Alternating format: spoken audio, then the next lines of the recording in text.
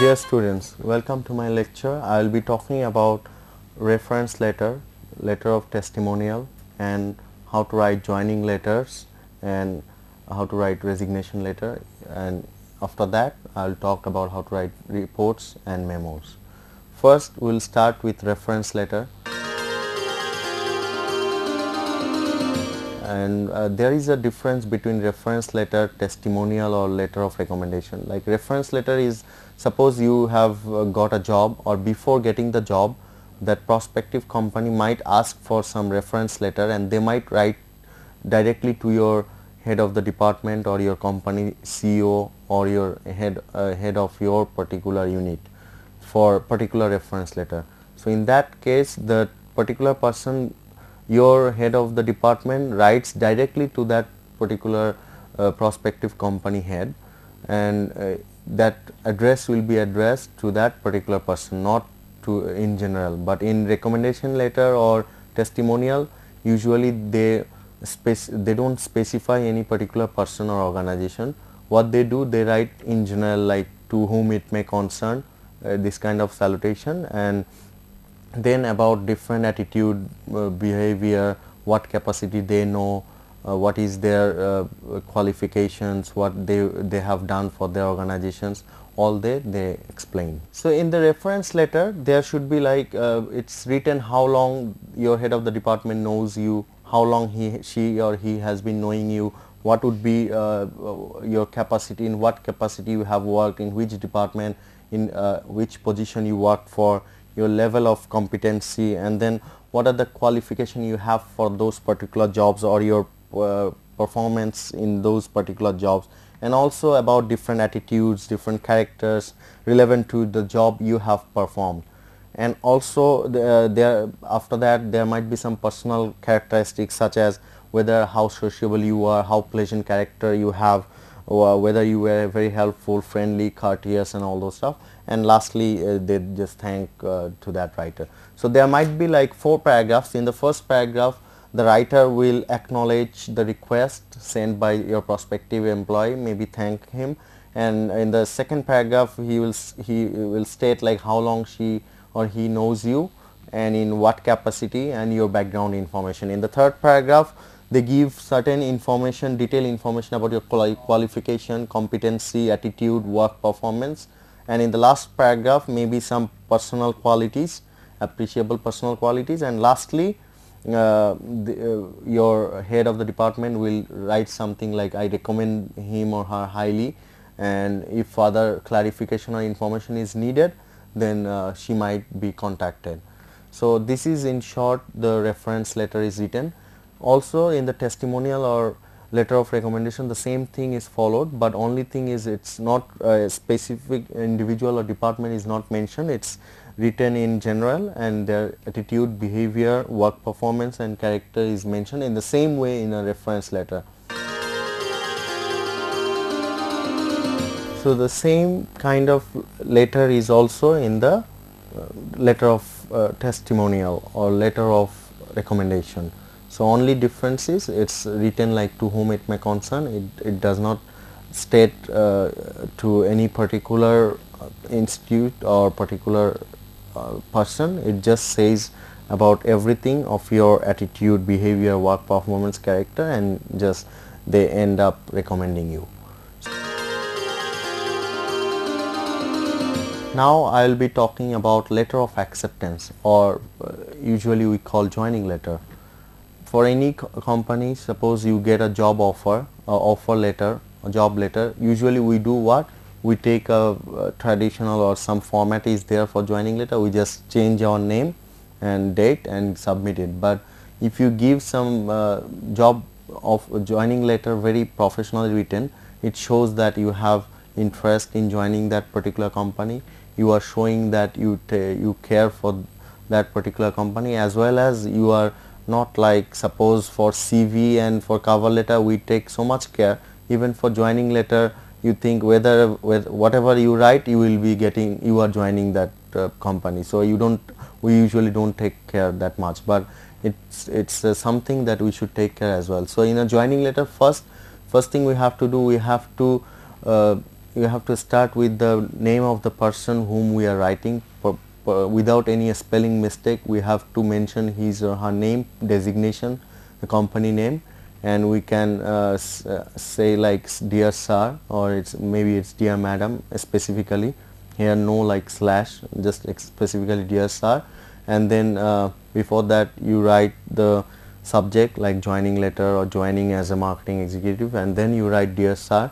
First paragraph you just thank them for giving you the opportunity for joining to that particular company, like thanks for the offer. And then in the second paragraph you write that you are ready to join in such date, or you are accepting that offer.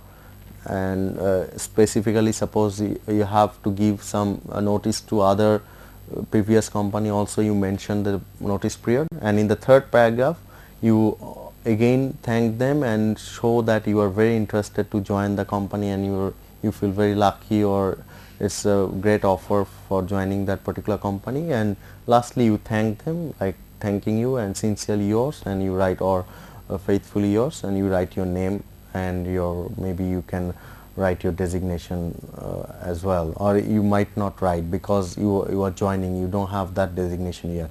So that's the way you write the joining letter. Dear students, now I will be talking about how to write good, nice resignation letter. Just like I mentioned earlier as well, like when writing CV or cover letter, we give so much attention because that is needed for getting a job.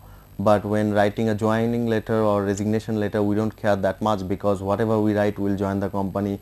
Whatever we write in the resignation letter will be getting the permission for resigning. But actually we should be very professional in writing the resignation letter as well, because we cannot be rude in writing the resignation letter. We cannot be too short writing the resignation letter, or it should not be so abrupt. So it should be very well written, so that your previous employer, they don't get hurt, they don't feel that you are being rude. It's like, first of all, you have to write to that exact person, or the chief of your company, CEO of your company, or head of your department. You address to him. Before that you put the date of the writing of your resignation letter, and then you write the subject like resignation letter, or just leaving resignation from the post of marketing executive or something like that. And then you start with dear sir or madam, whoever he or she is, and then you start with such thing that with reference to your, suppose you had some verbal communication already with your departmental head, and you are just writing a formal resignation letter. In that case you can say with reference to your verbal communication with you on such date, you are intending to resign from your particular post. That you can do firstly. Suppose in your contract, in your job offer letter, there was a provision for notice period or something. In that case you have to also mention that as per the contract of the contract of the employment, you have to give certain 3 months notice, or 2 months or 1 month notice. You are giving that particular notice now, and in a way you can also mention the exact date from which date your resignation letter will be counted. Also, if you don't want the notice period to be, if you want your notice period to be waived, in that case also you can request that for certain circumstances you have to join the new employers as soon as possible, so whether they can waive your notice period, and there can be some settlement of payment or something like that. So that is one more paragraph. And in another paragraph you have to also mention that you really regret to leave that particular company, because the previous companies obviously was very useful for you, and you had so many experiences with that particular company. You grew in that company, you had a lot of professional growth in that company, you have a lot of experiences, a lot of feelings attached, a lot of emotions attached, a lot of benefits you got from previous employees. So you have to show that you are grateful to your previous employer. So you have to mention all those, that, and you have to be very honest that okay, you had this kind of benefits, professional growth or experience which you gathered from the previous employer, and you have to mention that very clearly and perfectly. So after that, what you can do, you can say that okay, this is what you have to do, like in the new employee, you have to join as soon as possible. So you write, and also you ask that okay, whether all things are permissible as long as the company employment contract is permits. And lastly, what you do, you thank them again, and you request them that whether the resignation, whether they will accept it or not as soon as possible, and from which date. And lastly, you write sincerely yours or faithfully yours, and you write your name. So whatever it is, it should be very clearly written. Most important thing, the dates you want to be, you want to have those dates for your resignation, and those, like, you have to be very humble, no abrupt sentences, no rudeness. You just show gratitude and live in a very friendly way. So that's the way you write the resignation letter. Welcome, dear students. I'll be talking about memos. Memos are internal communication method. It's like mostly informal. It's something like suppose one customer asks for certain product enhancement or a new kind of products. So marketing manager takes that feedback. He writes a memo to the production manager. Production manager thinks like he needs more people to produce that. He writes a memo to the HR department to recruit new people. HR department or the production manager, if they think okay, they need more machineries, they need more money for advertising, for recruiting new people, so they write memo to the finance manager. Ultimately, again memos goes in and out, to and fro. So just like that, it's the memo things goes in offices. So why we write memos? Because to inform of particular decision actions, for requesting certain decisions actions to take care, to provide information of any kind, or to remind someone about particular actions to take. So these are the purpose of memos. So now we come to the characteristics of memos. Memos heading should show that who the sender is, where it is going with designation, and memo heading should say that whom it's going, and memo headings also could show different reference, and headings there should be dates. No inside address is required in memos. Like internal memos, no need to write the company name and address and all, just like designation name. And then maybe doctor, or maybe more salutations like captain, Mr., Mrs. This can be omitted as well. And salutations and complimentary clause should be omitted. Not like any salutations might not be needed, sincerely yours, faithfully yours, that might be omitted as well. It's more informal.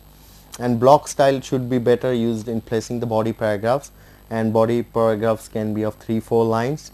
Each paragraph in the memo should cover a particular theme, and it should be like every other theme should be in the separate paragraphs. There's no need for complementary closure, and enclosure should be added, that these are the enclosure for the memo or for further actions whom to take care. Then we discuss about what would be the structure of the memo. There would be major headings, what I said, like to, from, reference, date, and subject heading. So there should be certain introduction. In the introduction, it gives the background informations, like a brief reason that why they are writing the memo, referred to particular previous communication which happened before, and answer like who, where, when, what type of questions. And then there would be certain details. In this part of that, there would be details like logical sequence of events, give separate paragraphs, each dealing with separate aspect of the main theme. And then there would be a section called response. Here it would be like a state which actions the reader needs to take, what are the actions you will be taking, and any deadline of any actions that to be mentioned as well. So lastly, how we close the memos, it's like give one line relevant statement if it's necessary, and like that. So this is in short the structure of memos. Dear students, so till now we have discussed how to write cover letter, how to write your resume, how to write acceptance letter or joining letter, how to write resignation letter, and how to write different memos when you will be really working. So as you can see, like from applying to the job and joining the job, leaving the job, and during the job, there are a lot of things you need this communication skill to be to perform very professionally, and everywhere you need to take so much care. Starting from the cover letter, if your cover letter is not good, your employer might not see your CV. If your CV is not good, employer won't give you job. If you even if you give any joining letter, they will let you join, but still they might not have very good image on you, that if you make spelling mistakes in joining letter, they might think you are very careless, and you might be careless in your job as well. So you should be careful in joining letter as well. Suppose you don't write good resignation letter, your previous employer will never give you reference to your new employer. They might not be very happy with you. So even resignation letter should be so professional, so that it's showing that you are not hurting your previous employer, and also it's professionally written, and you can get help of your previous employer as well. And lastly, what I said, like about those memos should also adhere to particular rules. Otherwise, internal relation is so important, that internal departmental memo is so important, that if you don't follow a particular format, the other person might get hurt, or might think you are rude, or might think you are too formal, or might think you are too informal. So it's a balance. It's if you follow particular rules, it's obviously better. So as I said, those internal memos are so important. Why so important? Just like that example what I gave, like if a customer wants a new product, if marketing manager alone cannot do anything, he needs the help of production manager. Production manager cannot do anything other than the memo is accepted by the HR manager. HR manager or production manager or marketing manager, they cannot do anything without the finance department, finance them. So ultimately, through those internal memos, we can have a good relation. So thank you very much for listening to all these lectures. There are books, there is your module, every pages are written where you can get a lot of samples. Also, I have put a lot of samples in this video, so you have a lot of resources. Now you just study. You can keep on rewinding, repeating all these lectures, and you can equip yourself for better exam, better life, better work environment. All the best. Thank you very much.